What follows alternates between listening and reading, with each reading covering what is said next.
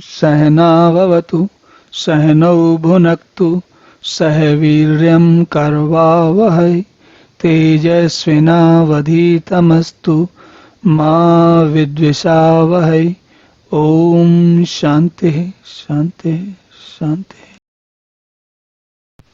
हरि ओम। और भगवान आगे कहते हैं, देखिए पिछले 3 श्लोकों में भगवान ने त्याग के बारे में बताया, तामस त्याग, राजसिक त्याग और सात्विक त्याग। अब क्या कहते हैं, सात्विक त्यागी के लक्षणों के बारे में बताते हैं, वो सात्विक त्यागी कैसे होते हैं। तो भगवान कहते हैं, न द्वेष्टि अकुशलम कर्म कुशले न अनुसज्जते त्यागी सत्व समाविष्टा मेधावी छिन्न संशया। तो कहते हैं जिनको अकुशल जो कर्म होता है उससे द्वेष नहीं होता और कुशल कर्म में आसक्ति नहीं होती। अनुसज्जते, अनुसज्जते का मतलब है जिसमें वो उनको बहुत अच्छा लगता है तो उसमें ही लगे रहते हैं।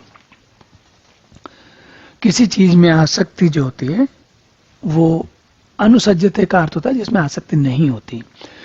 और सत्व समाविष्टा, तो ऐसे लोग जो त्यागी और सत्व समाविष्ट होते हैं और मेधावी भी होते हैं। और छिन्न संशय, छिन्न संशय का अर्थ बड़ा मजेदार है।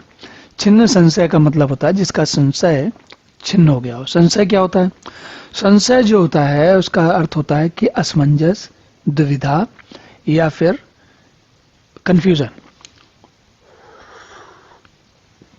तो किस बात का संशय छिन्न हुआ है, इस बात का कि क्या करने योग्य कर्म है और क्या ना करने योग्य कर्म है, कैसे किन चीजों को जीवन में लाना चाहिए और किन चीजों से दूर रहना चाहिए। और भगवान क्या कह रहे हैं कि जो अब अकुशल कर्म से जो द्वेष नहीं करता, अकुशल कर्म का अर्थ यहां पर क्या है। आप इसका उदाहरण है, मैं एक साधारण उदाहरण ले लेते हैं। मान लीजिए कि कोई व्यक्ति है, उसको पढ़ने में तो बड़ा आनंद आता है लेकिन पढ़ाने में उतना कुशल नहीं है। अब जो पढ़ने वाला व्यक्ति है उससे सब लोग अपेक्षा रखेंगे कि वो पढ़ाएगा, वो शिक्षक बनेगा, वो ऐसा व्यक्ति बनेगा कि जो बहुत अच्छा पढ़ाएगा।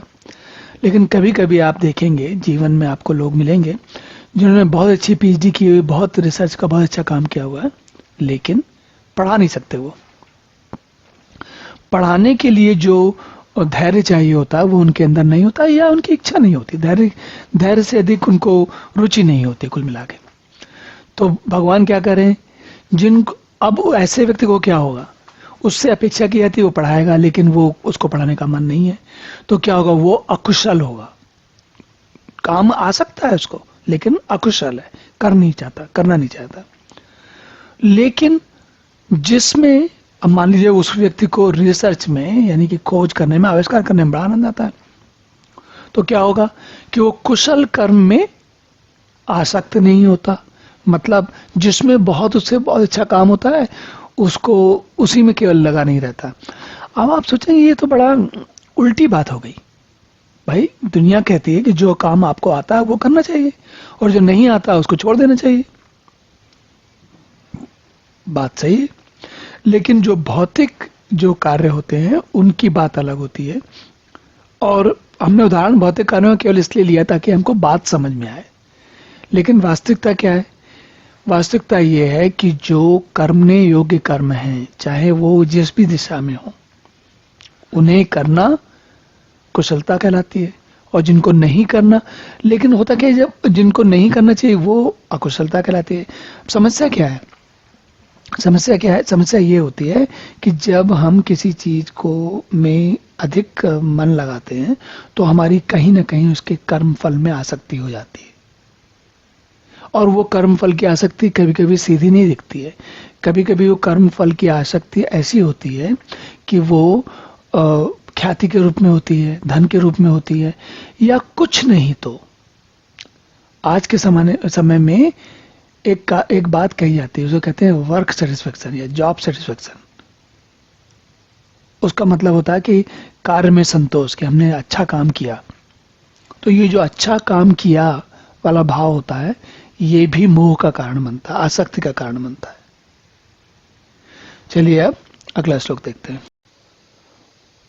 ओम पूर्णमदः पूर्णमिदं पूर्णात् पूर्णमुदच्यते पूर्णस्य पूर्णमादाय पूर्णमेवावशिष्यते।